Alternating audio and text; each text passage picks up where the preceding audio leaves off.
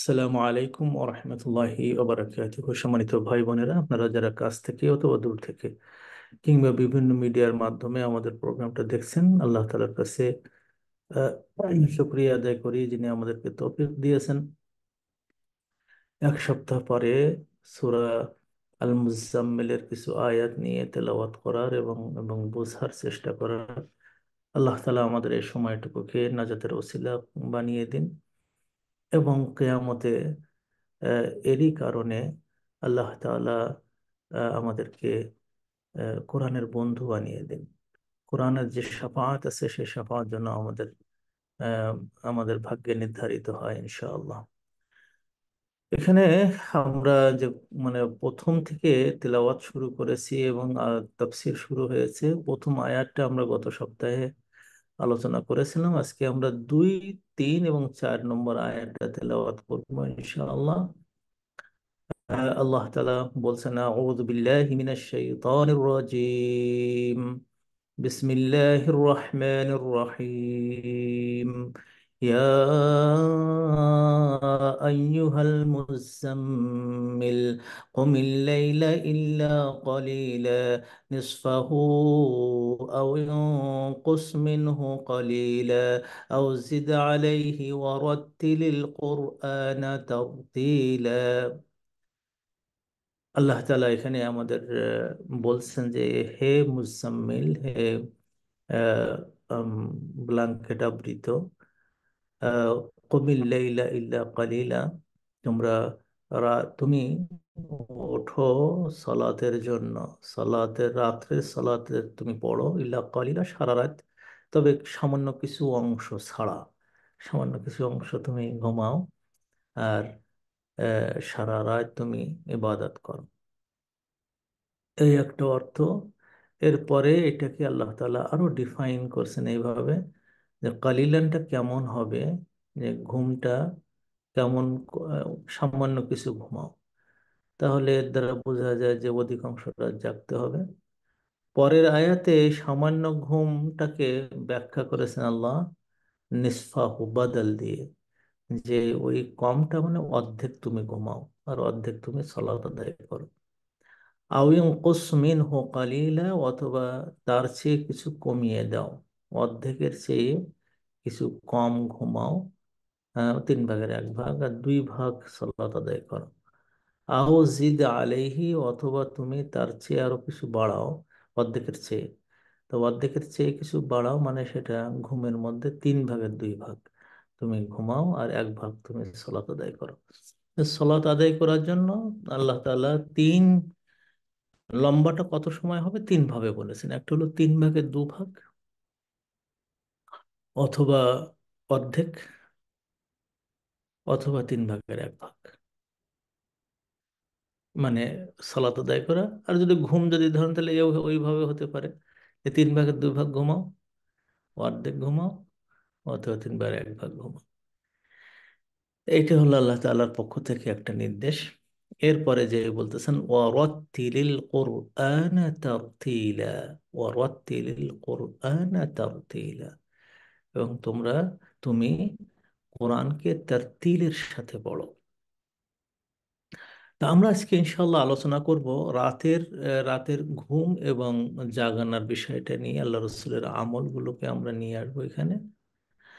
আর দ্বিতীয়ত হলো আল্লাহ রসুলের তেলাওয়াতের পদ্ধতি। এই দুটো নিয়ে আমরা এই আয়াতগুলোর ব্যাখ্যা করার চেষ্টা করব। আল্লাহ তাআলা তো এখানে আয়াত আমাদেরকে দিয়েছেন, কিন্তু এই আয়াতটা বুঝতে গেলে আমাদের নবী সাল্লাল্লাহু আলাইহি সাল্লামের জীবনটা যদি আমরা একটু বোঝার চেষ্টা করি, তাহলে আয়াতটা বোঝা যাবে। তিনি হুবহু এখানে যা বলা হয়েছে তিনি সেইভাবে আমল করতেন। মূলত মানে এই সূরাটা নাজিল হওয়ার ব্যাপারে আমরা গত সপ্তাহে বিস্তারিত আলোচনা করেছি এবং সেখানে আমরা বলেছি যে এটা আল্লাহ তাআলা রসুল সাল্লাল্লাহু আলাইহি সাল্লামের উপরে নাজিল যখন হয় তখন তার নবুয়াতের বয়স একেবারে কম। প্রথম হলো সূরা আলাক নাজিল হয়েছে এবং সূরা আল মুদ্দাসসির দ্বিতীয় পর্যায়ে নাজিল হয়েছে। এটা মোটামুটি ভাবে সমস্ত অধিকাংশ ওলামায়ে কেরাম এটা বলেছেন যে দ্বিতীয় পর্যায়ে সূরা মুজাম্মিল মুদ্দাসসির নাজিল হয়। তৃতীয় কোন সূরা, এটা নিয়ে একটু দ্বিমত আছে। তবে তৃতীয় এবং চতুর্থ এই দুটো সূরা, একটা হলো নুন ওয়াল কালামি ওয়া মা ইয়াসতুরুন, আর একটা হলো সূরা মুজাম্মিল, এতে কোনো সন্দেহ নাই। কিন্তু কোনটা তিন আর কোনটা চার, এইটা নিয়ে ইখতিলাফ আছে। কেউ বলেছেন যে নুন ওয়াল কালামি ওয়া মা ইয়াসতুরুন এটা হলো তৃতীয়, আর চতুর্থ হলো সূরাতুল মুজাম্মিল। তবে যারা মোটামুটিভাবে গত সপ্তাহে বুঝেছেন যে মানে আল্লাহ রসুলের মানে ভাষা, খাদিজাকে বলা হয়েছিল, তিনি ভীত হয়ে এনে এসে বললেন যে জাম্মিলুনি দাসিরুনি ওদাসিরুনি জাম্মিলুনি। তো এর দ্বারা বোঝা যায় যে মুজাম্মিল মুদাসসিরের সাথে সাথে আসছে। তো এইটা মানে হতে পারে, অথবা নুন আল কালামে ওমা ইয়াসতুরুন হতে পারে। যাই হোক না কেন, আমরা ধরে নেই এটা আল্লাহ রসুল সাল্লাহ সাল্লামের একেবারে প্রথম দিককার মানে সূরা, যে সূরাগুলোর মাধ্যমে একটা জাতিকে একেবারে চেঞ্জের স্বপ্ন দেখানো হয়। যে জাতিকে একটা মানে এমন জাতি যেটা আল্লাহর ভাষায় যে ওয়াকুনতুম আলা শাফা হুফরাতিম মিনান নার, তোমরা জাহান্নামের একেবারে কিনারায় বসবাস করতেছিলে, এমন অবস্থায় ছিলে যে তোমরা পড়ে যাচ্ছ, পড়ে যাচ্ছ। কুনতুম আলা শাফা হুফরাতিম মিনান নার, আল্লাহ তাআলা বলেছেন ফাআনকাযাকুম মিনহা, সেখান থেকে আল্লাহ তোমাদেরকে ফিরাই নিয়ে আসছেন, তোমাদেরকে বাঁচাই নিয়ে আসছেন। এই এই এই বাঁচানো যে সূরাগুলো কাজ করেছে তা হলো এই প্রথম দিকের এই তিন চারটা পাঁচটা ছয়টা সূরা। সেই জন্য আমাদের জীবনে এই সূরাগুলোকে খুব ভালো করে বোঝা দরকার এবং ওই অনুযায়ী আমল করা দরকার। আল্লাহ তাআলা এখানে প্রথম নির্দেশ দিচ্ছেন উম্মতে মুহাম্মাদিকে, এবং প্রথম নির্দেশনার মালিক হলেন আল্লাহ রসুল সাল্লাল্লাহু আলাইহি সাল্লাম। মহান নির্দেশনা পাওয়ার মালিক হলেন আল্লাহ রসুল সাল্লাল্লাহু আলাইহি সাল্লাম, দেওয়ার মালিক হলেন আল্লাহ তাআলা। দিচ্ছেন আল্লাহ রসুল সাল্লাল্লাহু আলাইহি সাল্লামকে, সেটা হলো এই নবুয়াতের যে পড়ার কথা বলা হলো, নবুয়াতের লেখার কথা বলা হলো, নবুয়াতের আখলাকের কথা বলা হলো, নবুয়াতের পবিত্রতার কথা বলা হলো, দাওয়াতের কুম্ভা আংদের কথা বলা হলো। এখন যে তোমার নিজকে গঠন করো কিসের দ্বারা? কোরআন দ্বারা। কোরআন দ্বারা গঠন করো। এইভাবে আল্লাহ তাআলা এখানে বেশ কিছু চার পাঁচটা খুব ভালো ভালো আমলের কথা বলেছে। বর্তমান জামানায় আমরা যারা, বিশেষ করে মুসলমানদের অবস্থা এখনকার জামানায় যা হয়েছে, এটা আগে কোনো সময় হয়নি হিস্ট্রিতে, আগে কখনো হয়নি। যে মুসলমানরা শত্রুদের দেশে আরামেও থাকতে পারবে, এরকম কোনো সময় হয়নি কিন্তু। তো এখন এমন কোনো দেশ পৃথিবীতে নাই যে দেশে মুসলমানরা যায়নি।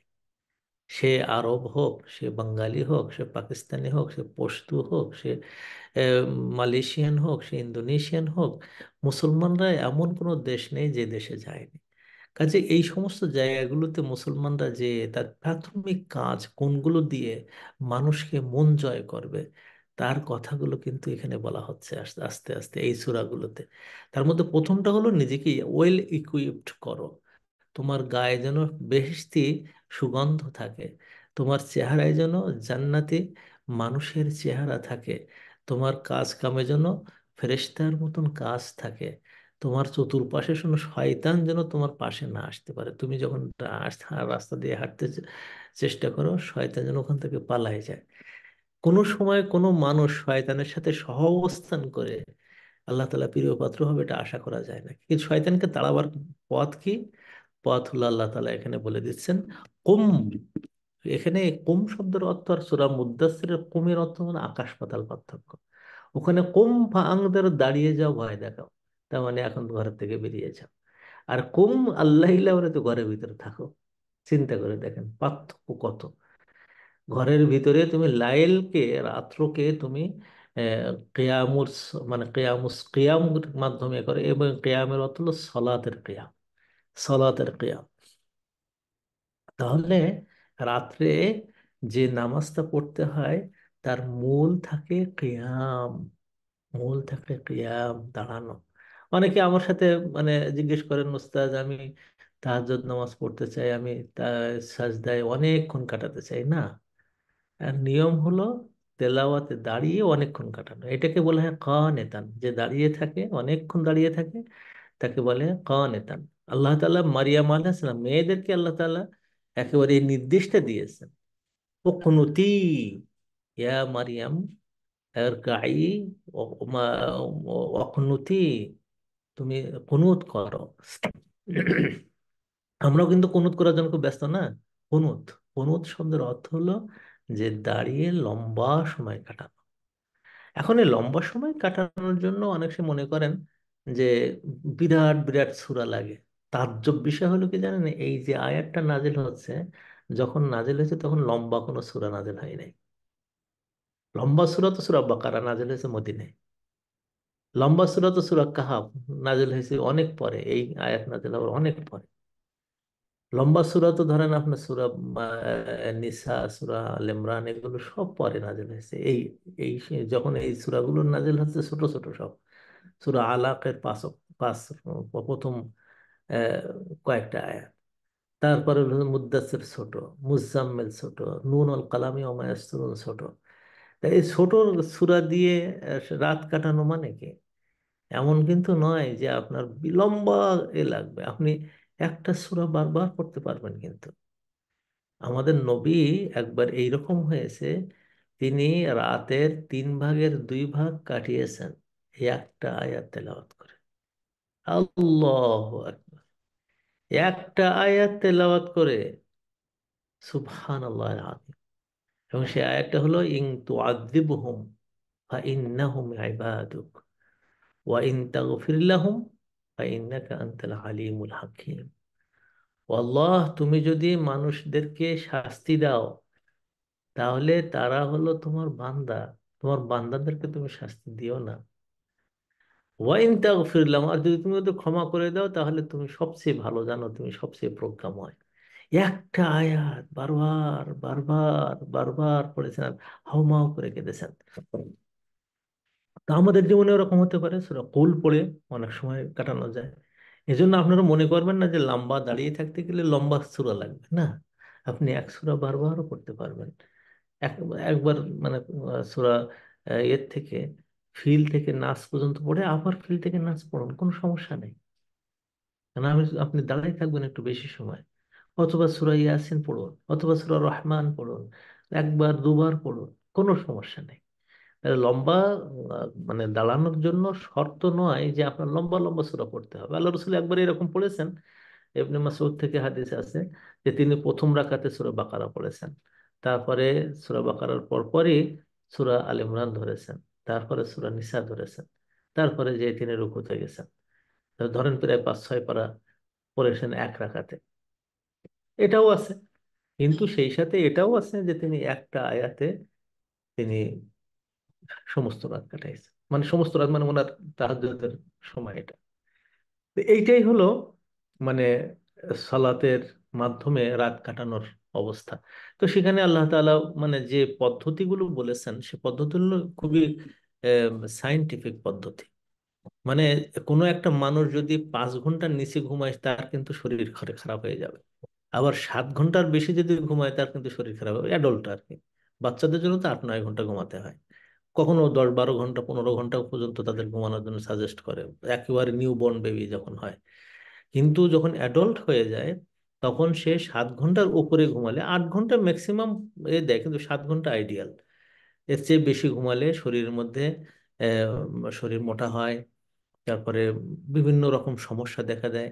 আবার যদি 5 ঘন্টার কম ঘুমায় একজন মানুষ, দৈনিক যদি 3 ঘন্টা 4 ঘন্টা ঘুমায়, তাহলে তার ব্রেনে সমস্যা দেখা দেয়, তার হার্টে সমস্যা দেখা দেয়, তার শরীরের মধ্যে অন্যান্য হাই ব্লাড প্রেশার, কখনো হাই কখনো লো, এগুলো দেখা দিতে পারে। হ্যাঁ, তারপরে ডায়াবেটিস চলে আসতে পারে। তো এইভাবে মানে আল্লাহ তাআলার দেওয়া এই যে সিস্টেমটা, যে কখনো তুমি ঘুমাও 3 ভাগের অর্ধেক, কখনো 3 ভাগের 2 ভাগ, কখনো 3 ভাগের 1 ভাগ, এই আর বাদ বাকিটা জেগে ওঠো, এটার মানে হলো ওই আল্লাহ রসুল সাল্লাল্লাহু আলাইহি সাল্লামের নিয়ম ছিল উনি ফজরের পর ঘুমাতেন না। ফজরের পর ঘুমাতেন না। অবশ্য আমাদের এই ইউরোপিয়ান কান্ট্রিগুলোতে বা অস্ট্রেলিয়ান বা আরো দক্ষিণ দিকে কিছু কিছু সমস্যা আছে। সমস্যা হলো যে এখানে ফজর নামাজ মাঝে মাঝে দুটো সময় হয়, রাত দুটোর সময় ফজর নামাজ, আর ওদিকে ঈশান নামাজ হয় 11টার পরে। তো এদের জন্য একটু সমস্যা হয়ে যায়। তাদের একটু ফজর ফজর তো দুটোর সময়, তখনও রাত অন্য জায়গায়, তো আমাদেরও দেখা যায় যে কিন্তু আবার মানে উইন্টারে আবার কিন্তু এটা আবার অন্যরকম হয়। সেটা কি, যে ফজর হয় 8টা, সকাল 8টার দিকে ফজর মানে সূর্য ওঠে, তারপরে যে তখন আবার রাত অনেক বেশি, 18-19 ঘন্টা রাত হয়ে যায়। তখন আবার এটা সমস্যা থাকে না ওগুলো। কিন্তু মানে সামারের সময় এটা একটু সমস্যা হয়। আল্লাহ রসুল ফজরের পরে ঘুমাতেন না, বরং তিনি ফজরের সময় তো দোয়া করেছেন, আল্লাহুম্মা জাআল আল্লাহুম্মা বারিক লি উম্মতি বুকুরাহা, আল্লাহুম্মা বারিক লি উম্মতি বুকুরাহা। আল্লাহ তুমি আমার উম্মতকে বরকত দাও তাদের সকালবেলা। এই জন্য সকালবেলার ঘুমটাকে আস্তে আস্তে ত্যাগ করা দরকার। শুধুমাত্র ইউরোপিয়ান কান্ট্রির সামার টাইম ছাড়া আর বাদ বাকি লোকদের, মানে সকালবেলার ঘুমটা, ইউরোপিয়ান বা যে সমস্ত দেশগুলো ইনস্টেবল কান্ট্রি বলে, কানাডা বলেন, আমেরিকার উত্তরে বলেন, তো এগুলো ইনস্টেবল কান্ট্রি, এমনকি জাপানেও বলেন, যে সমস্ত জায়গাগুলোতে মূলত এই ইনস্টেবিলিটি আছে, রাত দিনের মধ্যে এই পার্থক্য আছে, সেই জায়গাগুলোতে আমাদের উচিত হলো যে আমরা সকালবেলা না ঘুমানো। সকালবেলা ঘুমালে আল্লাহ বরকতহীন করে দেয়। আমরা, আমার একটা বদ অভ্যাস ছিল। তো একদিন আমার আমার বন্ধু ডক্টর আবুল কালাম আজাদ বলতেছিলেন যে তুই ঘুমিয়ে যে সময়টা নষ্ট করিস, আমি ঘুমিয়ে দেখ কি করি, না ঘুমিয়ে দেখ কি করি। তো দেখতাম যে সে সকালবেলা আহ, বহুবিধ লেখালেখি এটা ওটা, ওই সকালের ফজরের পর বসে, সব মানুষ ঘুমাচ্ছে, রেস্ট নিচ্ছে, নীরব সুনসান অবস্থা, ওই সময় লেখাটা সুন্দর হয়। যারা ইনকাম করে, কাজে বের হয়, আমার আব্বাকে দেখতাম যে উনি ফজরের পরে এসে উনি খেতে যেতেন, খেতে যে কাজ করতেন, কাজ করে এই 8টার দিকে যখন সূর্য একটু উপরের দিকে উঠতেছে, এসে আমার কাছে ভাত চেয়ে খেয়ে একটু বাইরে যেতেন, বাইরে তার যে কাজগুলো। তো এই যে সকালবেলার ওই কাজটা দেখতাম যে ক্ষেত থেকে, আমাদের যে ভিটা ছিল সেখান থেকে উনি তো, আমি হাটে তার ওই মানে শস্যগুলো আমি বিক্রি করতাম, ফুলকপি, ওলকপি, পালং শাক, এটা সেটা উনি লাগাতেন, লাল শাক। তাতে আমাদের মাসের যে ব্যয় সেটা উঠে যেত। বরকত দেখেন কোথায়। তো এই জন্য সকালবেলার ঘুমটা, যারা ভালো লেখে, সৈয়দ আলী হাসান সাহেব উনি, ওনার একটা বক্তব্য আমি শুনেছিলাম, সৈয়দ আলী হাসান, যার লেখা শুনলে পড়লে একদম মিষ্টি লাগে। তো উনি বলছেন আমার সবচেয়ে ভালো লেখাগুলো উঠছে তাহাজ্জুদের পরে, ফজরের পরে, সবচেয়ে ভালো লেখাগুলো এই সময় হয়। তা আপনি একটু চিন্তা করে দেখেন যে ফজরের পরে ঘুমটা আমাদের হওয়া উচিত না।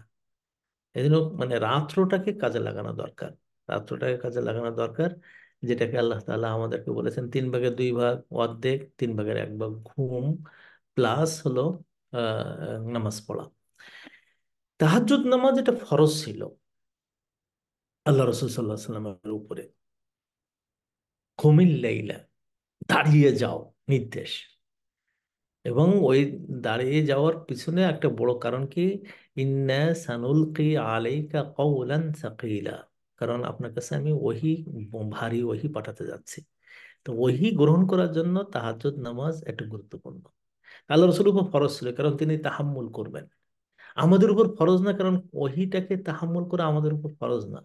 আমরা পড়তে পারা, সামান্য একটু মুখস্থ করা, তারপরে মানুষের কাছে যতটুকু শিখছি তার দাওয়াত দেওয়া, এতটুকুই। কিন্তু আমাদের উপর নবীর যেমন প্রত্যেকটা অক্ষর পৌঁছানো দায়িত্ব এবং আমল করার দায়িত্ব, আমাদের উপরে ওই রকম না থাকার কারণে আমাদের উপর ফরজ না। ফলে তাহাজ্জুদ নামাজ আমাদের উপর ফরজ না। আয়েশা সিদ্দিকার একটা হাদিস আছে, সেই হাদিস দ্বারা আমরা বুঝতে পারি যে আল্লাহ রসুল সাল্লাল্লাহু আলাইহি সাল্লাম যেটা করেছিলেন, যে তিনি এই আয়াত নাযিল হওয়ার পরে, তখনকার সময় তো মাত্র কয়েকজন মুসলমান হয়েছে, মাত্র কয়েকজন, 40 জনও হয়নি কিন্তু। এবং সেই 40 জনের থেকে কিছু লোক, ও তাইফাতুম মিনাল্লাযীনা আমানু মাআকা, যারা ঈমান এনেছে তাদের মধ্যে থেকে কিছু লোক, তাইফা, কিছু লোক। এবং তাইফার সংখ্যা গণনা করতে যে মানে ওলামায়ে কেরাম বলেন যে এরা 10-15-র মধ্যে থাকে। যা হোক, এই কিছু সাহাবারা এমন ছিলেন যে সাহাবায়ে কিরাম তারা আমল করতেন, এই তাহাজ্জুদ নামাজটাকে তারা নিজেদের মধ্যে নিয়ে আসতেন। এবং তাদের সংখ্যা আল্লাহ রসুল সাল্লাহ সাল্লামের সাথে খুব বেশি বড় সংখ্যা ছিল না। তো এরা এই আমল করাটাকে ফরজ মনে করে নিয়েছিলেন। আয়েশা সিদ্দিকা রাদিয়াল্লাহু তাআলা আনহা বলেন যে ওরা 1 বছর পর্যন্ত এরকম আমল করেছে। করার পরে দেখা গেল তাদের পা ফুলে যাচ্ছে, শরীর খারাপ হয়ে যাচ্ছে। পরে যে আল্লাহ তাআলা এই সূরার শেষের আয়াত দিয়ে ওই এটাকে বলে দেন, ফাকরাউ মা তায়াসসারা মিনহু, এখন তোমাদের জন্য আগের যে কষ্টসাধ্য অর্ধেক, 3 ভাগের 2 ভাগ, 1 ভাগ এই যে জায়গা ফরজ ছিল ওইটা তোমাদের জন্য এখন কষ্টসাধ্য আর থাকবে না, তোমরা তোমাদের ইচ্ছা মতন করে নিও। আল্লাহ রসুল সাল্লাহ সাল্লামের উপর থেকেও এই মানে এটা আহ, ওই ওই রকম পরিমাণ কষ্ট মানে কমানো হলেও তার উপরে বলা হয়ে থাকে তাহাজ্জুদ নামাজ ফরজ ছিল। কিন্তু এটা এই জন্য যে আল্লাহ তাআলা বলেছেন যে অমিনাল লাইলি ফাতাহাজ্জাদ, তুমি রাত্রে কিছু অংশ তাহাজ্জুদ করো, মানে ঘুম থেকে উঠে জাগরণ করো। না ফেলাতান লাক, এটা তোমার জন্য অতিরিক্ত। 5 ওয়াক্ত নামাজ ফরজ যেমন, সেটা না, এটা অতিরিক্ত নামাজ এটা। এবং এটা দ্বারা কি হবে যে আশা থাকা রব্বুকা মাকামা মাহমুদা, আর আল্লাহ চাইলে তোমাকে মাকামে মাহমুদে নিয়ে যাবেন। তাহলে আল্লাহ তাআলা তাহাজ্জুদের দুটো দিক নির্ধারণ করলেন। একটা দিক হলো যে আল্লাহ তাআলা চেয়েছেন এইভাবে যে তাদেরকে কওলান সাকিলা, কোরআনকে তাদের আয়ত্ত করার জন্য কিয়ামুল লাইলকে একটা মানে মাধ্যম বানিয়ে দিয়েছেন। তোমরা যদি আলেম হতে চাও, কোরআনের বন্ধু হতে চাও, এবং ওইটাই কোরআন বলবে কিয়ামতের ময়দানে, ও আল্লাহ এই সেই ব্যক্তি যাকে আমি তাকে সারা রাত তাকে আমি জাগ্রত রেখেছি। জাআলতুহু এসহারুল লাইলা, রাত্রে আমি তাকে ব্যস্ত রাখতাম। আশগালতুহু বিল্লাইল ফায়াসহার, তাকে সারা রাত ব্যস্ত রাখতাম, সে রাত জেগে কোরআন শরীফ পড়তো। কোরআনের বন্ধু হওয়ার জন্য এটা একটা বিরাট দিক। এবং কোরআনের বন্ধু কারা হয়? এই যে কোরআন এই কথাটা বলবে কার জন্য? যে শুধু কোরআন খতম করেছে তার জন্য? না, এটা আজকে আমরা আলোচনা করব কি ধরনের হবে। তাহলে কোরআনের সাথে সম্পর্কের জন্য তাহাজ্জুদ একটা বিরাট ভূমিকা রাখে। আমি আমার মানে সূরা নূরের একটা আয়াত আমার আমার কাছে খুব কঠিন মনে হলো বুঝতে। কেন, তার তেশবিহাত গুলো, উপমাগুলো, উৎপ্রেক্ষাগুলো এবং সাজানোগুলো, কথার দর্শনগুলো এত গভীর এবং মানে কি বলা যায়, প্রচ্ছন্ন, ইঙ্গিত বহুল, যে আমি বুঝতে পারতেছিলাম না। তো পরে যে দেখলাম যে এই সম্পর্কে যতগুলো তাফসির আছে, আমার ওই সময় আমার যেটা মনে আছে 1985 সালের দিকে, তখন আমার হাতের কাছে প্রায় 5টা 6টা তাফসির গ্রন্থ আমার কাছে ছিল, ওইগুলো গ্রামের মধ্যে, ওইগুলো আমি পড়ছি ওই আয়াতটা বোঝার জন্য। এরপরে যে আমার এক উস্তাদ বললেন যে তুমি একটা কাজ করো, একটা মানে এর কথা বললেন, তাফসিরের কথা, মাশারিকুল আনওয়ার, ইমাম গাজ্জালির লেখা, ওই আয়াতের ব্যাখ্যায় পড়ো। তারপরে আমি ঘোড়ার ডিম কিছুই আয়ত্তে আনতে পারলাম না। এত তফসির, এমনি কাসির পড়লাম আমি, ফখরুল রাজির তফসির পড়লাম আমি, কুরতুবীর তফসির পড়লাম, ইবনুল আরাবির তফসির দেখলাম, বাংলা ভাষায় মাআরিফুল কোরআন দেখলাম, তারপরে যে বায়ানুল কোরআন আশরাফ আলী থানভীর পড়লাম। মানে আমাদের হাতের কাছে যতগুলো, তাফহিমুল কোরআন পড়লাম, যতগুলো আছে মোটামুটি আমি বোঝা যায় কিনা দেখলাম যে মাশারিকুল আনোয়ার পড়লাম। যখন উস্তাদকে বললাম যে উস্তাদ এখনো বুঝ আসলো না, উনি তখন বললেন একটা কাজ করো, তাদাব্বুরুল কোরআন করো। আমি বললাম তাদাব্বুরুল কোরআন কি? তাদাব্বুরুল কোরআন হলো যে তুমি শেষ রাত্রে উঠে তাহাজ্জুদ পড়ো, পড়ে এক্সট্রা 2 রাকাত নফল নামাজ পড়ো, পড়ে বলো আল্লাহ আমি কোরআনের ওই আয়াতটা বোঝার জন্য আমি 2 রাকাত নামাজ পড়ে দিচ্ছি। তারপরে তুমি ওই আয়াত নিয়ে কানতে থাকো, চোখ বুজে ওই আয়াতটা বারবার তেলাওয়াত করতে থাকো, বোঝার চেষ্টা করো। দেখবে তোমার অন্তরের মধ্যে আল্লাহ তাআলা অনেক কিছু এলকা করবেন। আমি দেখলাম তাই, সত্যি তাই পাওয়া গেল। যারা রাত জেগে কোরআনের আয়াতগুলোকে বোঝার চেষ্টা করে, তাদেরকে আল্লাহ তাআলা কোরআন দেবেনই দেবেন, সন্দেহ নাই। যারা যারা পেয়েছে, বর্তমান জামানার একজন খুব বড় মুফাসসির, তার মৌলানা আবুল আলা আল মাওদুদি রহমতুল্লাহ আলাই, তিনি মানে শেষ জীবনে এসে কোরআন 30 বছর ধরে উনি তাফসীরটা লিখেছেন। এক পর্যায়ে ওনার নাক দিয়ে রক্ত বেরোতো। একদিন মানুষ জিজ্ঞেস করছে যে আপনার এই নাকের রক্ত বেরোন, বলে আমি রাতে ঘুমাতে পারি না, রাতে ঘুমাতে পারি না, আমি এই এই এই তাফসীরটা লিখতে চাই। আমি দেখলাম যে প্রায় সবাই যারা যারা এই তাফসীরের মানে কাজটা করে, তাদের রাতের অংশটা হলো বিরাট উপকারী, বিরাট উপকারী। এই জন্য কোরআনের সাথে বন্ধুত্ব পেতে গেলে আপনাকে যে কাজ করতে হবে, রাতের সাথে আপনার সম্পর্ক তৈরি করতে হবে। ওই সাহাবায়ে কেরাম কোরআনের সবচেয়ে বড় হেবির, হেবির মানে হলো পণ্ডিত, যারা রাতকে আল্লাহ রসুলের মতন কাজে লাগাইছে। সে ইবনে ওমর বলেন, ইবনে আব্বাস বলেন, ইবনে মাসউদ বলেন, জায়েদ ইবনে সাবিত বলেন, উবাই ইবনে কাব বলেন, যারা একেবারে যাদেরকে আল্লাহ তাআলা বলছেন ওদের কাছ থেকে কোরআন নাও, তারা ওই রাতের, তাদের অবস্থা সবারই ছিল একই রকম, রাতের অবস্থা এরকম ছিল। তাহলে এই একটা দিক, সেটা হলো এই সূরাতে পাচ্ছি যে আপনি কোরআনের বন্ধু হতে চান, কোরআনের আহাল হতে চান, পরিবার হতে চান, চান আপনি যে কবর থেকে ওঠার সাথে সাথে আপনার হাত ডাইন হাতে ডাইন পাশে কোরআন দাঁড়িয়ে দাঁড়িয়ে গল্প করতেছে, তুমি ভয় পেও না, তুমি ভয় পেও না, আমি তোমার সাথে আছি, চলো আমার তোমাকে সাথে করে নিয়ে যাও, এইভাবে কোরআন বলবে। এরপর মানে আল্লাহ তাআলার সামনে যেয়ে সেখানে আপনার পক্ষে শাফাআত করবে কোরআন, তখন যখন আপনি এই শেষ রাতে তার সাথে কিছু সময় ব্যয় করবেন। এবং এটা, এটা কারোর মানে এটা কিন্তু আমি বলছি না যে প্রত্যেক রাত্রে করতে হবে, এটা আমাদের পক্ষে সম্ভব না। আল্লাহ রসুল সাল্লাহ সাল্লামের জীবনেও এমন হয়নি যে তিনি তাহাজ্জুদ প্রত্যেক রাত্রে পড়েছেন। তিনি যখন অসুস্থ হয়েছেন, যখন যুদ্ধের ময়দানে গেছেন, তখন এই সমস্ত সময়ে তিনি তাহাজ্জুদ পড়েননি, এরকম সময় গেছে। মানে বেশ কিছু হাদিস থেকে জানা যায় যে তিনি মাঝে মাঝে, আপনার যদি ইবনুল কাইয়িমের জাদুল মাআদ বলে একটা ইয়ে আছে, কিতাব আছে, সেখানে যদি দেখেন তো দেখবেন যে আল্লাহ রসুল সাল্লাল্লাহু আলাইহি ওয়াসাল্লাম কখনো 2 রাকাত নামাজও তাহাজ্জুদ পড়েছেন, 2 রাকাত, কখনো 4 রাকাত, কখনো 6 রাকাত, কখনো 8 রাকাত, কখনো 10 রাকাত, কখনো 12 রাকাত, মানে 13 রাকাত পর্যন্ত বিতির সহ আল্লাহ রসুলের আছে। তাহলে আপনি কেন ভয় করবেন? আর আপনি কেন মনে করবেন যে আমার 13 রাকাত পড়া লাগবে বা 11 রাকাত পড়া লাগবে? না, আপনি যতটুকু পারছেন, 2-এর পরে 1, 3 রাকাত তো পড়েছেন আল্লাহ রসুল, মানে বেতের সহ। মানে 4-এর পরে 1, 5, 6-এর পরে 1, 7, 8-এর পরে 1, 9, 10-এর পরে 1, 11, এইটাই অধিকাংশ, 11 রাকাত। আর আয়েশা সিদ্দিকের আরেকটা রেওয়ায়েতে 13 রাকাত পর্যন্ত আছে। তাহলে আপনার এই যে রাত্রের যে সময়টা কাটানো, এটা এখানে হতে পারে এইভাবে আপনি করে যাবেন। কুমিল লাইলা ইল্লা কালিলা নিসফাহু আও ইনকুস মিনহু কালিলা আও জিদ আলাইহি ওয়ারাত্তিলিল কোরআন আও জিদ আলাইহি, এই পর্যন্ত আয়াতটা আল্লাহ রাসূল সাল্লাল্লাহু আলাইহি ওয়াসাল্লামের জীবনে এইভাবে প্রযোজ্য।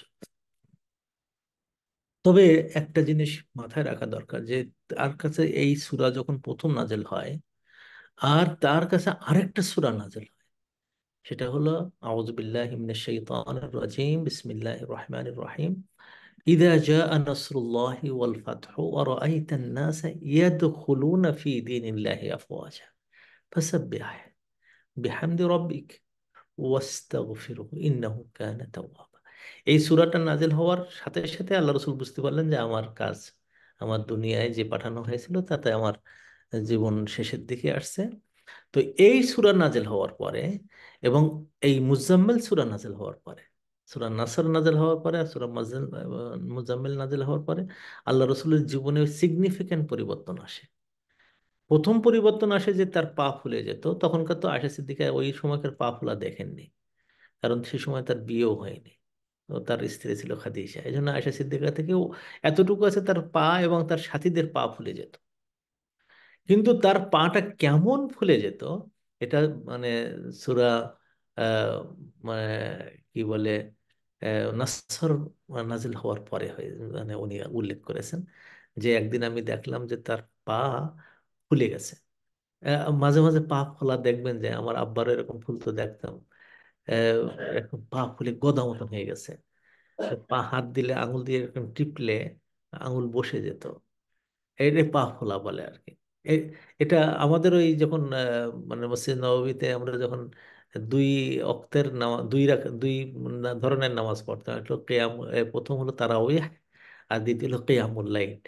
তারাউইহ রাত 12টা পর্যন্ত চলতো, আর ওখানে রাত 2টার থেকে সম্ভবত 1টা সামথিং, সেখান থেকে ফজরের কিছুক্ষণ পর্যন্ত তারা ওইতের চলতো, কিয়ামুল লাইল চলতো 8 রাকাত। তখন আমরা দেখা যেত যে 5 ঘন্টা, 4-5 ঘন্টা আমাদের দাঁড়িয়ে থাকতে হতো। এই সময় দেখছি যে আমাদের পা আসলে ফুলে যেত। তো আমাদের নবীর পা ফোলা আরো একটা আছে যে মানে আয়েশা সিদ্দিকা রাদিয়াল্লাহু তাআলা আনহা বলেন যে আমি একদিন দেখলাম লক্ষ্য করে তার পায়ের গোড়ালি দিয়ে রক্ত বের হচ্ছে, ফেটে গেছে। পা যখন অতিরিক্ত ফুলে যায় তখন ফেটে যায়। আপনারা যারা মানে বাংলাদেশে থাকেন অথবা সৌদি আরবে থাকেন, দেখবেন যে মানুষের পা গোড়ালি খুব খুব বেশি বেশি ফাটে, এবং ওখানে শীতকালে বিশেষ করে রক্ত বের হয়। তাই মানুষ দাঁড়াই থাকতে থাকতে আল্লাহ রসুলের পা হাত্তা তাতাফাত্তারা কাদামাহু, হ্যাঁ, যে তার পা ফেটে ফেটে যেত এবং ওখান থেকে রক্ত বেরোতো।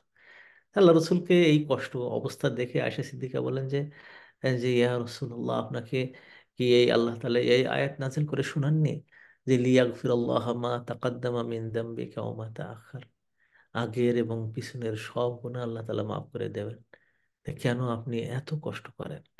তখন ওই সময় আল্লাহ রসুল সাল্লাল্লাহু আলাইহি ওয়াসাল্লাম বলেছেন যে আয়েশা, আফালা ওয়াহিব্বান আকুনা আবদান শাকিরান আও শাকুরান, যে আমি কি এটাকে পছন্দ করব না যে আমি হব আল্লাহ শুকরগুজারি বান্দাদের মধ্যে? আমি তো এতিম ছিলাম, আল্লাহ তাআলা এখন এতিমের বাপ বানাইছেন। আমি তো নিঃস্ব ছিলাম, আল্লাহ আমার দুনিয়ার সেরা ধনী বানাইছেন। আমি তো মানুষ দ্বারা প্রত্যাখ্যাত ছিলাম, কিন্তু আল্লাহ তাআলা আমাকে সারা পৃথিবীর রহমাতুল্লিল আলামিন বানাইছেন।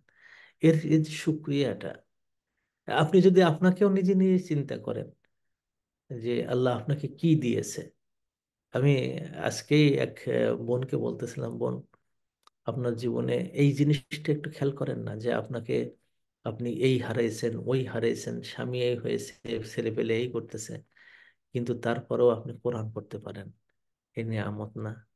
এরপরেও আপনি নামাজ পড়তে পারেন, আপনাকে আপনার স্বামী মারে না, আপনার সন্তানেরা কিচ্ছু বলতেছেন না, আপনার নামাজ পড়ার সুযোগ দিচ্ছে। তো এর শুকরিয়া আদায় করবেন না? তখন তিনি বললেন যে হ্যাঁ, আসলে তো তাই। আমরা প্রত্যেকের যখন আমরা জায়গায় আসি যে ইন্ডিভিজুয়ালিটি, আমার ব্যক্তিগত সত্তা, আমি কোন জায়গাটা আছে, হ্যাঁ, আমরা প্রত্যেকেই আমরা সমস্যাগ্রস্ত। আমার অমুক নেই, আমার তমুক নেই। আপনি যদি নাই সংখ্যার যদি আপনার একটা লিস্ট করেন, দেখবেন যে 15-16টা নাই হয়ে গেছে। কিন্তু আছে, প্রথমটা ধরে নেন, ঈমান আছে, হ্যাঁ আছে। কোরআনের সাথে সম্পর্ক আছে, হ্যাঁ আছে। কোরআন পড়তে পারেন, হ্যাঁ পড়তে পারি। নবীকে ভালোবাসেন, হ্যাঁ ভালোবাসি। ভালোবাসতে মজা লাগে, হ্যাঁ মজা লাগে। তাহলে এই নিয়ামত গুলো ধরেন। তার এইভাবে মানে এইভাবে সাজিয়ে নেন নিজের জীবনকে। মানে এক বোন তো তালাক নিতে যাচ্ছিল, কারণ কি? কারণ তার স্বামী সুদ খায়, তার স্বামী সুদ দেয়, তার স্বামী ঋণ নেয়, তার স্বামী মারে। তা আমি বললাম কি ফেরাউনের চেয়ে বেশি? তা না, না, ফেরাউনের মতো না।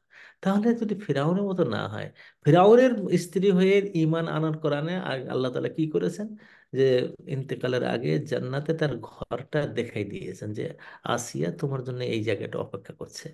কেমন? তা আমি যদি অত বড় ফেরাউন না পাই, ফেরাউনের অর্ধেক পাই, তা হয়তো আমি ঘর দেখতে পাবো না, কিন্তু সুসংবাদটা শুনে যাবো কোরআন মরণের সময় অবশ্যই। এই জন্য ইন্ডিভিজুয়ালিটি এখানে এইভাবে আল্লাহ তাআলা তুলে ধরেছেন যে মুহাম্মদ সাল্লাল্লাহু আলাইহি ওয়াসাল্লাম, আপনাকে নবী করা হয়েছে কুমিল লাইলা ইল্লা কালিলা নিসফাহু আও ইনকুস মিনহু কালিলা আও জিদ আলাইহি ওয়া রাত্তিলিল কোরআনা তারতিলা। এই কোরআনের এটা হলো রাত্রেটা খুবই সুন্দর।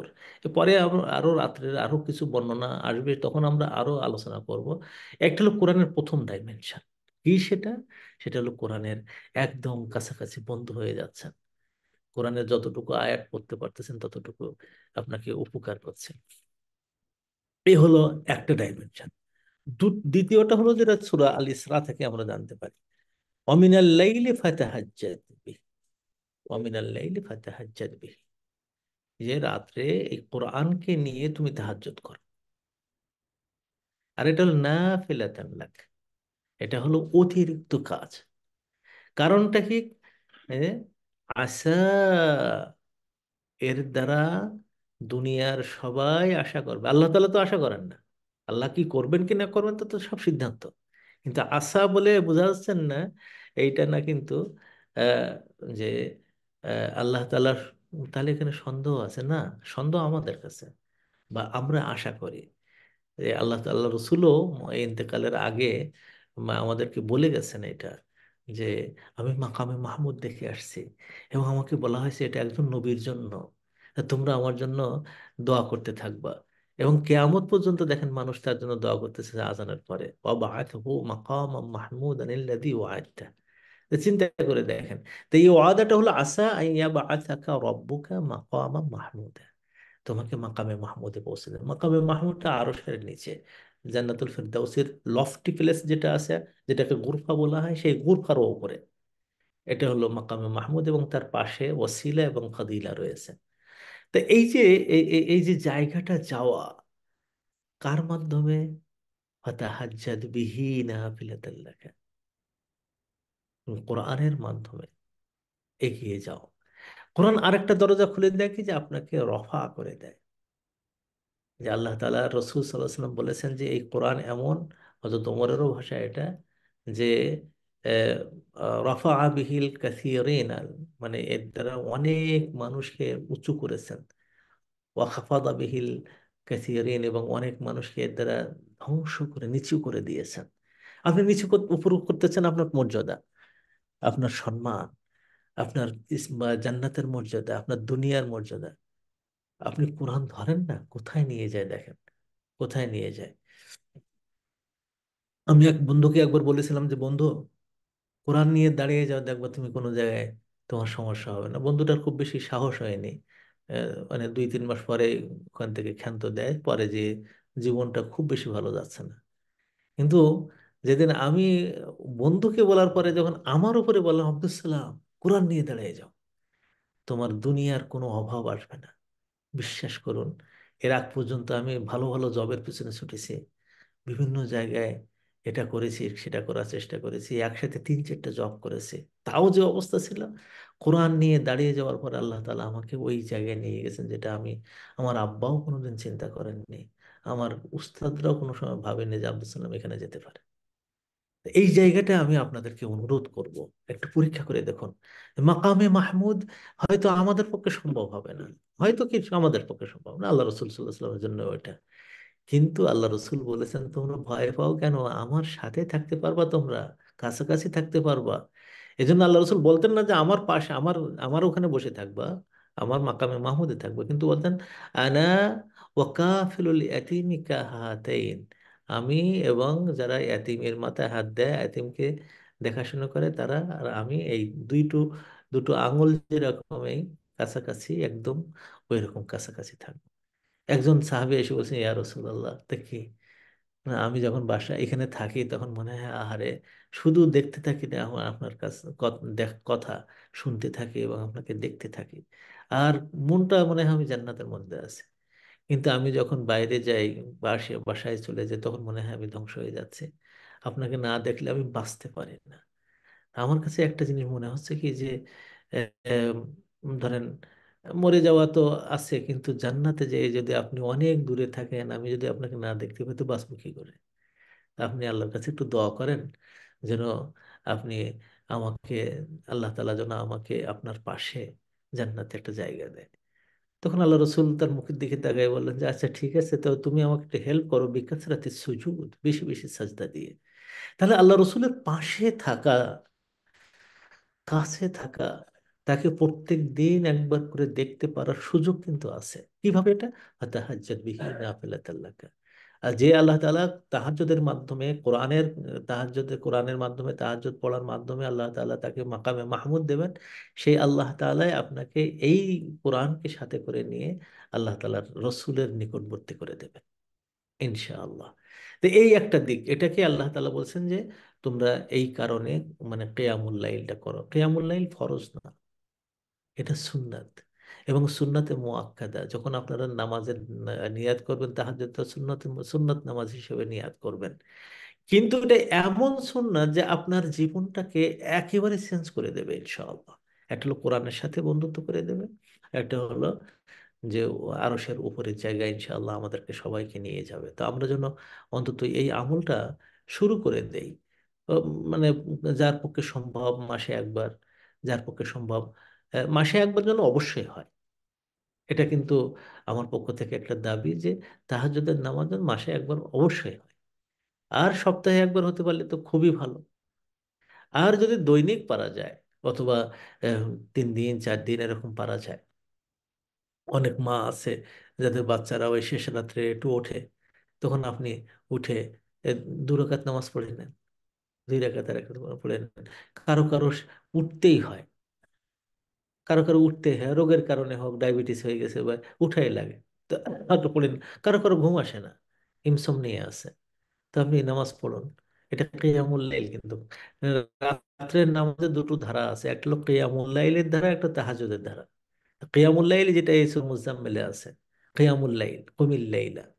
তো এই কিয়ামুল লাইল বলা হয় ঈশার পরে যে আর না ঘুমানো, পারতেছে না আর ঘুম, ওইভাবে চালিয়ে যাচ্ছে সে যতক্ষণ পারে। এটা কিয়ামুল লাইল, সারা রাত হলেও, সারা রাত হলেও।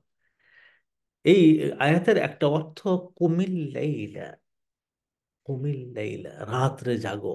এর দ্বারা কেউ কেউ বলেছেন যদি কেউ সারা রাতও জাগে তাহলে কোনো সমস্যা নেই, কারণ ইল্লা কালিলান বলেছেন, খুব সামান্য বাদ দিয়ে। এই কালিলানটা এটা একটা পূর্ণ আয়াত বলে কেউ কেউ বলেছেন, তারপরে নিসপাহু এটা নতুন করে বলেছেন, কেউ কেউ এরকম বলেছেন। তাতে সারা রাতও যদি কেউ জাগে তো এতে কোনো সমস্যা নেই। এইটাই মানে যখন কাদেসিয়ার যুদ্ধ হচ্ছিল, যুদ্ধে মুসলমানদেরকে মধ্যে হারানো যাচ্ছে না, একদম হারানো যাচ্ছে না। ওই পাশে লক্ষাধিক সৈন্য আর এদিকে হলো 30,000, মানে খুব বেশি সৈন্যবাহিনী এখানে ছিল না, কিন্তু এই মুসলমানদেরকে হারানো যাচ্ছে না। তো তারপরে ওই মানে হেরাক্লিয়াস ওনার চেষ্টা করলো যে তুমি মানে তাদের যারা বাছাই করা আল্লাহ আল্লাহ পাদ্রী আর কি, তাদেরকে বললো তোমরা একটু যেয়ে দেখে আসো কেন আমরা হেরে যাচ্ছি, হারিয়ে যাওয়ার পিছনে কারণ কি। তো ওরা যে ওই মানে ইয়েতে জাসুস মতন হয়ে মানে মানে কি বলে এটাকে বলা হয় যে সিআইডির মতন, মানে গোপন ভাবে ওরা যে ওদের সাথে মিশে দেখে তারপরে রাত্রে এসে তারপর বলতেছে যে আসলে বিষয়টা হয়েছে ওদের পারা যাবে না ওদের সাথে। কারণ কি? কারণ হলো যে হুম ফুরসানুন বিন নাহার, তারা দিনের বেলায় অসম্ভব ধরনের দুর্ধর্ষ সাহসী বীর, আর রাতের বেলায় রুহবানুন বিল্লাইল, রাতের বেলায় সবাই দাঁড়িয়ে দাঁড়িয়ে ইবাদত করে। রুহবান, তো এই যে এই যে বিষয়টা, মানে সারা রাত জায়গা আল্লাহ রসুল সাল্লাহ সাল্লামের জীবনে এরকম কখনো হতো না। শুধুমাত্র রমজানের 10 দিন, শেষের 10 দিন এটা হতো যে তিনি শেষের 10 দিন সাদ্দা মেসাবাহু, তিনি কোমর বেঁধে যেতেন। ওয়াই কাদা আহলাহু, তার আহালদেরকে জাগিয়ে দিতেন। ওয়া কামা লাইলাহু, এবং তার সারা রাত তিনি আহ, মানে জেগে থাকতেন। তো এই যে শুধুমাত্র রমজান ছাড়া আর অন্য সময় ঘুমানোর সুযোগ আছে, ঘুমানো উচিতও বটে। এক সারা রাত যদি, আমি তো বললাম যে সারা রাতের মধ্যে 5 ঘন্টার যদি নিচে যদি মানুষের ঘুম হয় অনেক সময় সমস্যা হয়ে যায়। তো এই জন্য আল্লাহ রসুলের এই যে পদ্ধতিটা যদি আমরা আমাদের জীবনে রাখি তাহলে সুন্দর হবে। দ্বিতীয়ত যে রাতের এই যে সালাদটা আদায় করা, সময়টা কাটা, কাকে নিয়ে? কাকে নিয়ে? আল্লাহ তাআলাকে নিয়ে। কিন্তু আল্লাহ তাআলা চেয়েছেন যে আমার কথাটা, আমি যে ভাষাটা কথা বলেছি, যে কথাগুলো আমি নিজেই বলেছি আর জিবরিলকে, ও মাটির মানুষ, তোমার মুখ দিয়ে এটা পঠিত হোক। আল্লাহ তাআলা এটা পছন্দ করেন। আল্লাহ রসুল সাল্লাহ সাল্লাম একদিন এই মসজিদে আসছেন, সুন্দর একটা শব্দ শুনে, তারপরে এসে তারপরে দেখে যে একজন কোরআন তেলাওয়াত করতেছে। তা আল্লাহ রসুল ওখানে চুপ করে বসে গেলেন, চুপ করে বসে গেলেন। দোকান ভরে তিনি কোরআন তেলাওয়াত শুনতেছেন। কোরআন তেলাওয়াত শেষ হয়ে গেল, তারপরে যে ও যিনি তেলাওয়াত করতেছেন তিনি বলছেন, ইয়া রাসূলুল্লাহ আপনি এখানে বসে আছেন, আমি তেলাওয়াত করছি, হায় হায় রে আমি এটা বুঝতে পারিনি কেন। তো বলছে যে আল্লাহ আমাকে তোমার তেলাওয়াত শোনার জন্য নির্দেশ দিয়েছেন। তো বলল, আল্লাহ আল্লাহ আমার নাম নিয়েছেন মুখে? হ্যাঁ, আল্লাহ তোমার নাম নিয়েছেন, নিয়ে বলেছেন যে তুমি তার কাছে যে কোরআন তেলাওয়াত শোনো, তাই আমি আসলাম তোমার তেলাওয়াত শুনতে। আবু মুসা আশআরী রাদিয়াল্লাহু আনহু, ওনার তেলাওয়াত শুনে মানুষ মুগ্ধ হয়ে যেত, মুগ্ধ হয়ে যেত। বলছি, ইয়া রাসূলুল্লাহ, আমি যদি এটা আগে জানতে পারতাম যে আপনি আমার তেলাওয়াত শুনতেছেন, লাহাব্বারতুহু তাহবীরা, আমার তেলাওয়াতকে আরো সুন্দর করে একেবারে এমন সুর দিয়ে বলতাম যে আপনি, আপনার মন ভরে দিতাম। চিন্তা করে দেখেন, এই যে কোরআন তেলাওয়াতের যে মাধুর্যতা, রাত্রে কোরআন তেলাওয়াত করা, বিভিন্ন সময় কোরআন তেলাওয়াত করা, কোরআন দিয়ে জিহ্বাটাকে ভিজিয়ে রাখা, মুখটাকে ব্যস্ত রাখা, ঠোঁটটাকে নড়া অবস্থায় রাখা, এটা কোরআনের সাথে একটা খুব ভালো, এটাকে আল্লাহ তাআলা, আল্লাহ রসুল বলেছেন, ওয়ারাত্তিলিল কুরআনা তারতিলা। কোরআন তিন ভাবে মূলত পড়া হয়। একটা তাহকিক বা তারতিল বলা হয়, আর একটা তাজউইদ বলা হয়, আর একটাকে বলা হয় আল হাদার। তো তাহকিক বা তারতিল, তাজউইদ হলো, তাহকিক বা তারতিল হলো যে ফারক, রাতাল থেকে আসছে। আমি জানি না আপনাদের কারোর চোখে এরকম কখনো পড়েছে কিনা, তো আমার চোখে একজনকে পড়েছে যে মানুষের এই দাঁতগুলো একটু ফাঁকা ফাঁকা ফাঁকা ফাঁকা। আমাদের যেরকম দাঁত একটার সাথে একটা এমন ভাবে লাগানো যে ওর ভিতরে অনেক সময় কাঠি মাটি দিয়ে ওই যে কিছু গেলে বের করাও যায় না, সুতো দিয়ে এ করা যায় না, এত এই আটকানো। কিন্তু কিছু কিছু দাঁত আছে ফাঁকা ফাঁকা, দেখতে তো খুব ভালো লাগে তা না, কিন্তু ওই ফাঁকা দাঁতগুলোকে বলা হয় আল আসনানুর রতাল, মানে এমন দাঁত যেগুলো ফাঁকা ফাঁকা ফাঁকা ফাঁকা। তা এমনি তার তিল কাকে বলা হয়? তার তিল হলো যে তেল আপনার ফাঁকা ফাঁকা করা হয়। তো একবার হযরত আনাসের কাছে জিজ্ঞেস করছেন যে আল্লাহ রসুল কিভাবে সূরা ফাতিহা পড়তেন। তাবিঈ একজন এসে জিজ্ঞেস করেছেন, বলে তিনি তার তিল করতেন। কিভাবে? বিসমিল্লাহির রহমানির রহিম, আলহামদুলিল্লাহি রাব্বিল আলামিন, আর রহমানির রহিম, মালিকি ইয়াউমিদ্দিন। এই যে প্রত্যেকটা আহ, আলাদা আলাদা করা আয়াতগুলোকে, এটাকে তারতিল, উনি বলেছেন যে এটা হলো তারতিলের মধ্যে ছিল। হযরত আয়েশা সিদ্দিকার কাছে যখন জিজ্ঞেস করা হয় এই তারতিলটা কি, তিনি বলেছেন যে এটা এমন যে তোমার প্রত্যেকটা অক্ষর গুনতে পারা যায়। যখন তুমি পড়তেছো তখন এমন ভাবে অক্ষরগুলো সে উচ্চারণ করেছে, তুমি গুনে পাবা যে এই অক্ষর কয়টা। সুবহানাল্লাহ, বিসমিল্লাহির রহমানির রাহিম। এই যে তাজউইদ, যেটা এটা তার তিল বলা হয়। তারপরে তাজউইদ হলো ওই যে প্রত্যেকটা অক্ষর তার স্ব মাখরাজ থেকে উচ্চারণ করে, এবং অক্ষর আর একটা অক্ষর একটার সাথে এরকম মানে হয়ে যায় না, আটকে যায় না। এই জন্য আব্দুল্লাহ ইবনে মাসউদ বলতেন যে তোমরা যে কোরআন পড়ো তোমরা তো বোঝো না, এমন করে পড়ে যাও যে এটা কেমন কবিতার মতন হয়ে যায়। আলহামদুলিল্লাহ রাব্বিল আলামিন রহমানির রহিম মালিকি ইয়াউমিদ্দিন ইয়াকা না'বুদু ওয়া লা দাল্লিন, এটাকে হাজ্জুন কা হাজ্জিশ শাআর বলা হয়। একজন এসে মানে তাবিঈ ইবনে মাসউদকে বলতেছেন, আজকে কি করেছে জানেন তো কি? তো কোরআনের শেষের তিন ভাগের এক ভাগ যেটা, এটা কয়েক পারার থেকে 21 পারার থেকে সম্ভবত 30 পারা পর্যন্ত, এটাকে বলে আল হিজবুল মুফাসসাল। তাহলে আমি কালকে রাত্রে আমি হিজবুল মুফাসসাল পড়েছি। তা হাদ্দুন কা হাদ্দিস শায়ের, তুমি মানে কবিতা যেরকম দ্রুত পড়ে যায় ওইরকম দ্রুত পড়ে গেছো, এটা তো কোরআন তেলাওয়াত না। চিন্তা করেন। আমি তো মানে আমাদের দেশে একজন আমার এক চাচা হয়, আবার হাবেশ, হাবেশ না মাওলানা, তিনি কোরআন তেলাওয়াত করতেন সারা রাত ধরে, মাইক্রোফোন ইউজ করে, ওই খতম, সবিনা খতম বলা হয় ওটা। তা আমি একবার মানে আমার কাছে মনে হলো দেখি উনি কি পড়েন, আমি কোরআন শরীফটা ধরে নিয়ে তো উনি দেখলাম যে একদমই এক পাতা পড়ে শেষ করে শেষে যে মুবিন, আর একদমই এক পাতা সব পড়ে গেল। আমি বলি, চাচা করতেছেন কি এটা? তো কেন? আমি বলি যে আপনি একদমই এক পাতা সব পড়ে, এক পাতা সব পড়ে ফেললেন, আর শেষে যে টান দিলেন, এটা করে হাদ্দুন কা হাদ্দিস শিয়ার, এটা জায়েজ নাই, এটা করতে নেই। হাদারের একেবারে ওইটা হলো নিচু পর্যায়ের। হাদার মানে হলো যে এমন ভাবে পড়ে যাওয়া যে পড়ে আয়াতগুলোকে আলাদা করে দেয়, সব অক্ষরগুলো না, আয়াতগুলোকে এত একটু ব্যস্ত পড়ে যাওয়া। আলহামদুলিল্লাহ রব্বিল আলামিন, হাদার।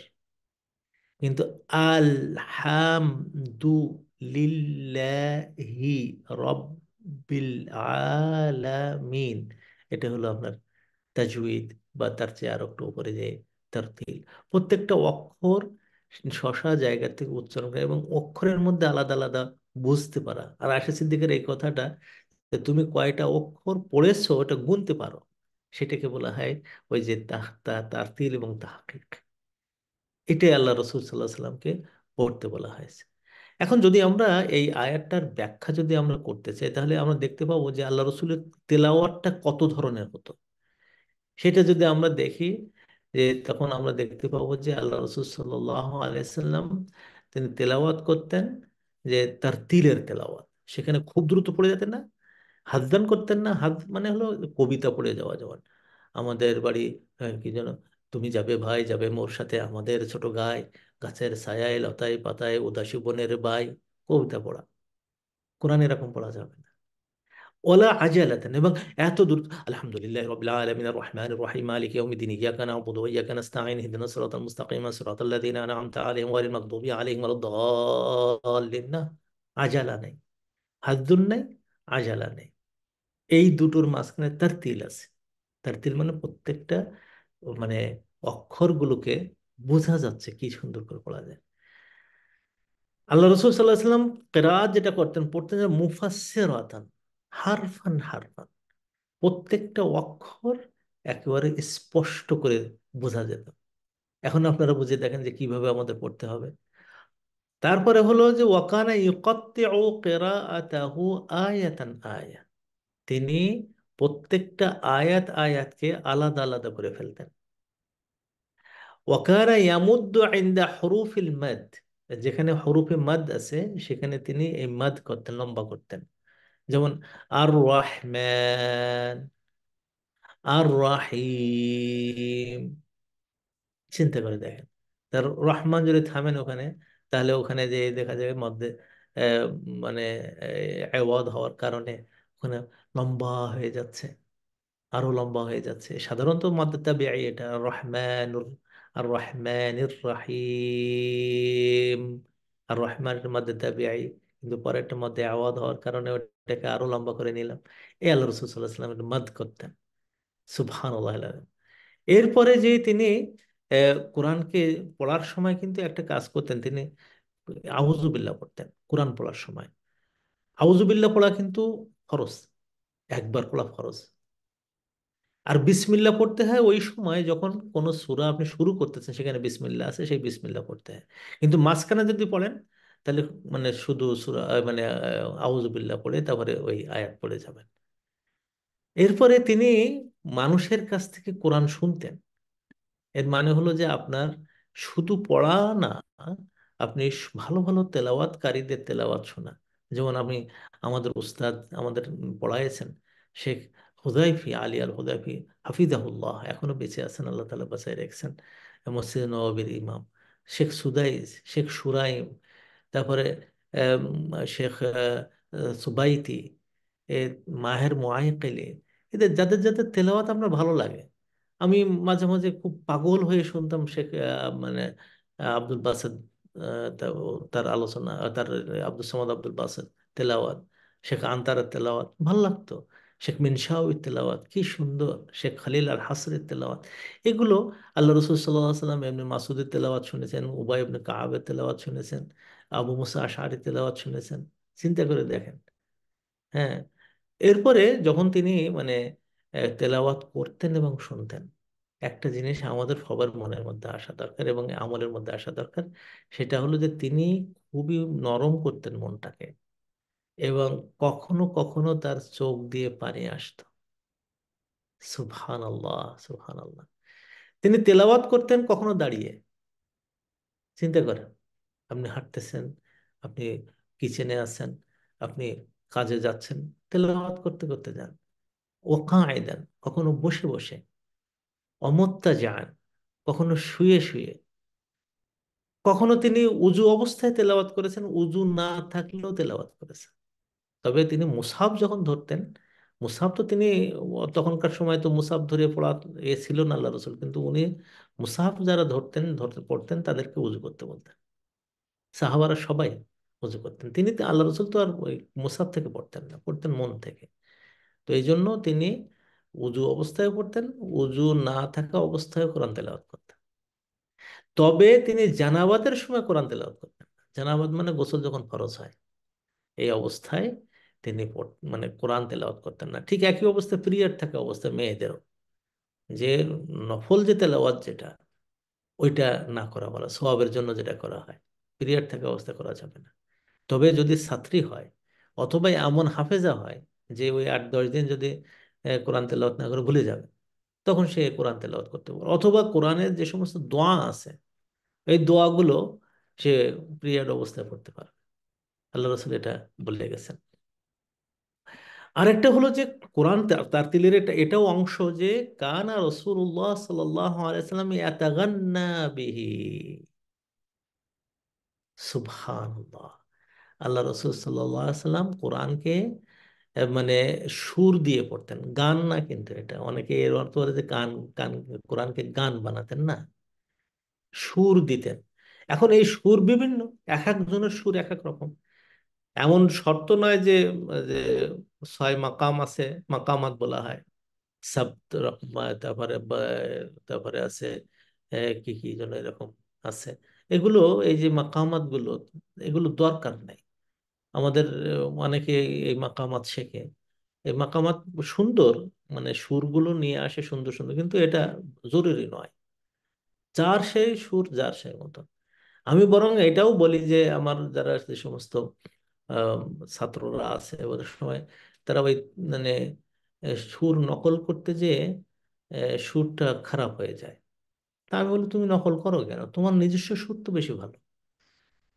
একজন কারি হাবেজ সাহেব আমাদের লন্ডনে আসছিলেন, মদিনা ইউনিভার্সিটি পড়তেন। তো সে যখন তার সুর দেয় সেটা খুবই সুন্দর, কিন্তু সে যখন গামিদির সুর নকল করে তখন একদম উদ্ভট লাগে। তা আমি একদম বললাম, তুমি এইটা করো না তো, গামিদি তুমি হতে পারবে না। কেউ কেউ আছে সুদাইসি সুর নকল করে, হতে পারে, কিন্তু তার নিজস্ব সুর দেওয়া দরকার। আমার এক ছাত্র আছেন, তার সুর, তার তেলাওয়াত শুনলে আমি পাগলের মতন হয়ে যাই, আমি বারবার তার তেলাওয়াত শুনতে চাই। তবে তার সুরটা হুবহু সুদাইস করে না, তার নিজের সুর দেয়, সুদাইসের মতন করে নিয়ে আসে। এটা জায়েজ আছে, এটা করা ভালো, কিন্তু অন্যের সুর নকল করে না। এই জন্য মাকামাত শেখা দরকার আছে এরকম মনে হয়। কিন্তু আল্লাহ রসুল যেটা করতেন, ইরজ্জু সাওতাহু, তে এই যে সুরটা উঠা নামা করা, ولا الضالين،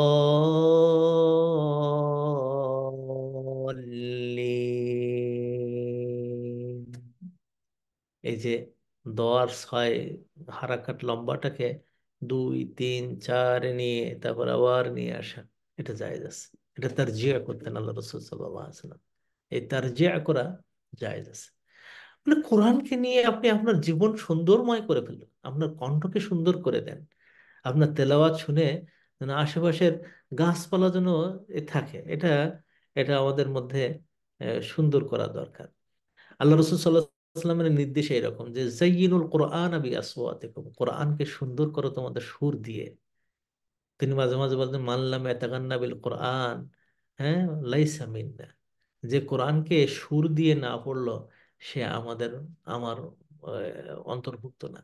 আমি জানি না কেন আমাদের সুর দিয়ে পড়তে অসুবিধা। হ্যাঁ, তবে একটা কাজ করা দরকার, নারী সুর যেটা সুন্দর করে দেয়, এমন হওয়া উচিত নয় যেটা পুরুষের মন গলিয়ে দিতে পারে, এরকম জায়গায় যায়, এরকম তো উচিত নয়। কিন্তু এর মানে এটা নয় যে যে মেয়েরা কোরআন তেলাওয়াত করতে পারবে না। হ্যাঁ, অবশ্যই তেলাওয়াত করতে পারবে, এবং সুর দিয়ে দিয়ে, সুর দিয়ে দিয়ে তেলাওয়াত করবে, এবং এটা হওয়া উচিত। আল্লাহ রসুল সাল্লাহ আলাইসাল্লামের এই যে তারজিহটা, এটাকে আমরা কিন্তু আসলে বোঝা দরকার। অনেক সময় আমরা ঠিক মতো বুঝি না। এই যে সুরের উঠানামাটা, এটা আপনারা একটা করবেন। আমি যেটা করেছি, আমার বাচ্চাদেরকেও যেটা বলি, যে যার যার তেলাওয়াত সুন্দর লাগে তার তার তেলাওয়াতটাকে একটু ফলো করা, এটা আপনাদের জন্য বেশি ভালো হবে ইনশাআল্লাহ। যদি আমরা কেউ মুসহাফ দিয়ে মানে কোরআনের বই মানে গ্রন্থায়িত কোরআন যেটা, এটা যদি কেউ আমরা ধরি, তো যদিও কেউ কেউ বলেছেন যে এটা বিনা উজুতে ধরা জায়েজ আছে, কিন্তু আসলে আল্লাহ রসুল সাল্লাহ সাল্লামের সাহাবারা এটা উজু করা অবস্থায় ধরতেন। হ্যাঁ, যে ওয়ালা ইয়ানবাগি লাহু আন ইয়াহমিলাল মুসহাফা ইল্লা ওয়া হুয়া তাহির, পবিত্র না থাকলে এটা উচিত না। তবে হ্যাঁ, যদি এমন হয় যে একজন হিফজি ছাত্র বা ছাত্রী কোরআনে হিফজ তার একাডেমিক্যালি সে পড়তেছে বাধ্য হয়ে, তখন তার কোরআন ধরতে হবে, তখন তার উচিত হলো যে কোরআনটাকে সরাসরি নিজে হাতে যেন না লাগে এরকম গ্লোভস পরা, অথবা এমন কিছু দিয়ে ধরা যাতে ওই সরাসরি আপনার হাতটা মোসাফের উপর পড়তেছে না, এইভাবে আসা, এগুলো সব কিন্তু এই তার তিলের মধ্যে, পরাতিল কোরআন তার তিলা। এখানে যে রহমতের আয়াত যেগুলো আসে তখন আপনি আল্লাহর কাছে চাইবেন তেলাওয়াতের সময়। নামাজের সময় তো আছে কিছু কিছু জায়গায়, কিন্তু তেলাওয়াতের সময় বলতেছে। আহ, আর কখনো মাথার মধ্যে এটা আনা দরকার না যে আমি দুদিনের মধ্যে শেষ করতে হবে, না খতম করলে আমার বিরাট ক্ষতি, না, ওইটা না। আপনি কোরআন শরীফটাকে বোঝার চেষ্টা করা। তারতিলের বেশ কিছু ডাইমেনশন আছে, 4-5টা ডাইমেনশন। একটা হলো পড়া, দ্বিতীয় হলো তাদাব্বুর করা, বুঝা, ভাষাটাকে নিজে নিজেই বুঝতে চাওয়ার চেষ্টা করা। আমাদের কেন হলো 40 বছর ধরে কোরআন পড়ে কপাল পড়া জাতি, 40 বছর কোরআন শরীফ পড়তেছি তার অর্থ বোঝার চেষ্টা করিনি আমরা। নিজে নিজে আমরা অর্থ করবো, আরবি ভাষাটা শিখবো না, শিখবোই না, সিদ্ধান্ত নিয়ে নিয়েছে যে আমরা শিখবো না। আমরা মাঝে মাঝে বলি যে আমি তো এই গত যেখান থেকে আমি আরবি ভাষা পড়ানো শুরু করছি অনলাইনে, যে অর্থের জন্য যেন কেউ আপনারা বাদ দিয়েন না। যদি অর্থের দিক দিয়ে আপনাদের কোনো সমস্যা থাকে বলেন, তাও শিখে নেন। আমি ফ্রি পড়ে দেখেছি বহু লোকে আল্লাহ 2-3টে ক্লাস করে আর আসে না, কারণ তারা সিদ্ধান্ত নিয়েছে যে কোরআন আমরা বুঝবো না, যা করে করো। তো এটা হলো তার তিলের বাইরে। তার তিলের একটা অর্থ হলো যে তাদের বুরের সাথে কোরআন পড়া, ওর অর্থ জেনে এগুলো বুঝে। তার তিলের আরেকটা অর্থ হলো যে এই কোরআন অনুযায়ী আমল করা, কোরআনের দিকে মানুষকে ডাকা, আসুন কোরআন পড়ি, কোরআন বুঝি, কোরআনের আমল করে, কোরআন দিয়ে পরিবার গঠন করে, সমাজ গঠন করে, রাষ্ট্রে কোরআন চলুক, বিশ্বে কোরআন চলুক, এই জন্য কাজ করে। এটাই হলো মানে কোরআনের অরাত্তিল কোরআন তার তিলার একটা আসল অর্থ। আপনি তাফসীরগুলো পড়ে দেখেন, দেখেন সব জায়গায় এই কথাগুলো বলা হয়েছে। আল্লাহ তালা আমাদেরকে তৌফিক দান করুন। আমরা এই 3টি আয়াত আজকে পড়লাম, আল্লাহ তালার কাছে দোয়া করি যেন এই অনুযায়ী আমাদেরকে আমল করার তৌফিক দান করেন। আমরা এখন মানে ফেসবুক থেকে আসতেছি, লাইভে আর থাকবো না। শুধু এতটুকুই বলে দেই যে সামার ভ্যাকেশনে বাচ্চা কাচ্চাদেরকে মানে যাচ্ছেতাই করে বেড়াবে এটা করতে দিয়েন না যেন। আমরা এই জন্য অগস্টের মানে প্রথম থেকে অগস্টের শেষ পর্যন্ত অন্তত 7টা 8টা সাবজেক্ট আমরা খুলে দিয়েছি আপনাদের জন্য। আপনাদের বাচ্চাদেরকে এখানে ঢুকাই দেবেন। তারা মানে বুঝতে কষ্ট হোক, তাও বলেন যে তোমরা 2 ঘন্টা করে সময় দাও। যেসব সাবজেক্ট দিয়েছি ওরা ওইগুলো পড়ার পরে দেখবেন যে আল্লাহ তাআলা এত পরিবর্তন নিয়ে আসবে যে ওরা ইনশাআল্লাহ এবং ইনশাআল্লাহ ওরা দেখবেন যে ইসলামের পথে ইসলামী শিক্ষার জন্য তারা এগিয়ে আসবেই আসবে ইনশাআল্লাহ। তো এটা আপনাদেরকে জানাচ্ছি, ইনশাল্লাহ আল্লাহ তালা আমাদেরকে কবুল করুন। আমাদের এই গত রমজানে আমাদের যে সমস্ত কাজগুলো ছিল তার একটা রিপোর্ট আমরা আগামী সপ্তাহে ইনশাআল্লাহ দেব, যে কি কি কাজ হয়েছে। তার মধ্যে একটা সবচেয়ে আরামের হলো যে খুব মানে আনন্দের বিষয় হলো যে আমরা 800 পরিবারকে আপনাদের টাকায় 800 পরিবারকে রোজা রাখার সুযোগ করে দিয়েছিলাম। আলহামদুলিল্লাহ, আল্লাহ আমাদের এটা কবুল করুন। এবং আপনাদের টাকায় আলহামদুলিল্লাহ 3টি মসজিদ এবার হচ্ছে, আলহামদুলিল্লাহ। ওমান থেকে আমাদের ডক্টর জিয়াউর রহমান ভাইয়ের মাধ্যমে একজন ভাইয়ের সহযোগিতায় অনেক বড় একটা মসজিদ হচ্ছে। সেই মসজিদটা একটা কমপ্লেক্স হবে ইনশাআল্লাহ, সেখানে তাহফিজুল কোরআন মাদ্রাসা সহ এটা একটা হবে, প্রায় 50 লাখ টাকার মতন একটা মানে কাজ এখানে হবে। আর হলো আহ, তালা থানা বলে আর কি, সেখানে একটা মসজিদ আহ, অর্ধেক মানে অর্ধেক না, কেউ কাজ শুরু করেছে, টিনের ছাদ নিয়ে মানুষ নামাজ পড়তে পারে না কষ্টের জন্য, তো সেখানে একটা মসজিদ ইনশাআল্লাহ এই জুলাইয়ের 1 তারিখ থেকে শুরু হচ্ছে। আর একটা মসজিদের কাজ শুরু হয়ে গেছে রমজানের পর থেকে, সেটা টাঙ্গাইলে। তো এইভাবে ইউএনএস এর আপনাদের মাধ্যমে এইভাবে চলতেছে আলহামদুলিল্লাহ। আর একজন ক্যান্সারের রোগী, যার স্বামীকে আল্লাহ তাআলা বড় পরীক্ষার মধ্যে ফেলেছিল, বাঘে খেয়ে ফেলছে। লোকটা খুব ভালো মানুষ ছিল আমাদের দিকে। তো তার এই অবস্থা হয়েছে। ওয়াইফটা 2 সন্তানকে মানুষ করে আহ, মোটামুটি তুলতেছিল, 2 এতিম মেয়ে। তো তারাও তাদের মানে ইনকাম যা ছিল সে কিচ্ছু নাই। আহ, একটা জমি ছিল, সেটাও বিক্রি করে চিকিৎসার পিছনে ব্যয় করেছে। তো আপনাদের টাকা গত সপ্তাহে এ পর্যন্ত প্রায় প্রায় লাখখানের মতো টাকা আসছে। আমরা চাচ্ছি যে তাকে আল্লাহ তাআলা তৌফিক দিলে আমরা ইন্ডিয়াতে একটু ভালো চিকিৎসা করার জন্য হয়তো 2 লাখ টাকার মতো লাগতে পারে। তো প্রায় 1 লাখ টাকার কাছাকাছি চলে আসছে। আরো যদি আপনারা কিছু দান করেন তাহলে ইনশাআল্লাহ তাদেরকে আমরা চেষ্টা করব যে ইন্ডিয়া থেকে একটু ভালো চিকিৎসা নিয়ে, যদি এই এতিম দুটোর ছায়া হয়েছে যে মাটা আছে, তাকে আমরা দেখতে পারবো ইনশাআল্লাহ। কিউএনএস এর এই সমস্ত কাজগুলোকে আল্লাহ তাআলা কবুল করে নেন ইনশাআল্লাহ। আমরা ফেসবুক থেকে আমরা স্টপ করছি, এখন প্রশ্ন